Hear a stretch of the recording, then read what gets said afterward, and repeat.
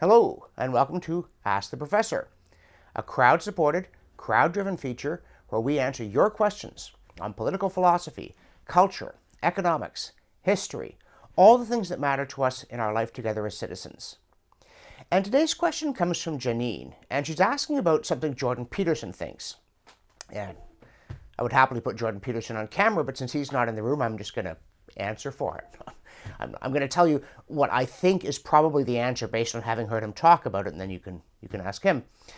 But she says, though she's read his book, she doesn't understand the fascination with Nietzsche, and she points out that Chesterton really disliked Nietzsche. And this puts me between a rock and a hard place because I'm a big fan of Jordan Peterson and of Chesterton. Oh, look, I've got a cat. I'm now Ernst Stavro Blofeld. There's a joke that dates me for fans of Diamonds Are Forever. And my belief, I used to despise Nietzsche because it seemed to me the kind of people who liked Nietzsche didn't impress me very much. And I eventually realized that they should have impressed me even less than they did because they were missing the whole point with Nietzsche, which is that he is offering not a prescription, not an endorsement, but a warning in his own somewhat insane way. Nietzsche was telling us what was going to happen in a world that had ceased to believe in truth. And I heard Jordan Peterson talk one time, and he was drawing on Nietzsche's passage about the tarantulas and their vengefulness and their determination to bring down those they thought were better than them. And this is one of the things that helped change my opinion of Nietzsche, because I believe that Peterson was right, that Nietzsche didn't like what he was describing, but he was telling us that we are headed in this direction, and there didn't seem to him to be much that we could do about it. He was like both Conrad and Dostoevsky in that regard, three 19th century prophets of what would happen in a world that had succumbed to relativism.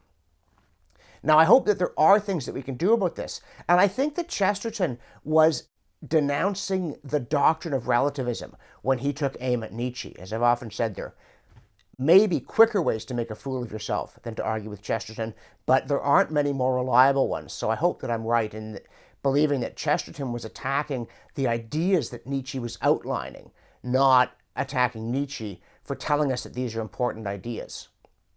In any event, it would not be correct, I am sure, to say that Jordan Peterson was a Nietzschean any more than it would be correct to say that Chesterton was one. If anyone is a Nietzschean in that sense in the modern world, here we go with Godwin's Law, it's Adolf Hitler. But the point is that Nietzsche was not a Nazi. Nietzsche didn't like the shape of the modern world. He was horrified by it, and he was sounding an alarm. Of course, he wasn't offering us a way that we could get out of this mess because Nietzsche didn't see how we could hang on to truth. It seemed to him, I fear, as to so many intellectuals, that once it occurs to us that truth is not self-evident, there's no way of reestablishing it. And here I would invoke people like C.S. Lewis, who did warn us that if everything can be seen through, then nothing can be seen. There has to be some place, to mix my metaphors, that you can plant your feet. Or to come back to the visibility metaphor, as St. Paul says, we see through a glass darkly. But that means we see imperfectly something that is there to be seen. And I think it has to be. I mean, I think the idea that truth is relative is self-contradictory. Somebody says it's true that there's no truth. You know, that's all Cretans are liars. Or tu quoque is the refutation. You too, buddy, in Latin. Sounds better, or at least more cultured in Latin. So if there is no truth, we couldn't know there was no truth. There is something out there that's true. It's not easy to get at, but it does exist. And one of the things I think is true is that Jordan Peterson is right, if I understand him properly, that Nietzsche's writings are a warning about what happens if we abandon truth and substitute of all things will.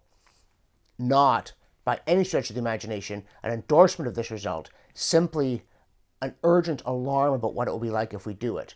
And again, if you're trying to find your way back to truth, I think G.K. Chesterton is a great place to look. If you're enjoying Ask the Professor, and you'd like to submit a question or comment, here's the URL that will let you do it. And if you value this and my other work, but you're not already a sponsor, click here and make a one-time or monthly pledge so that I can keep bringing you Ask the Professor and all the other things that I do. Thanks for watching, and we'll see you next time.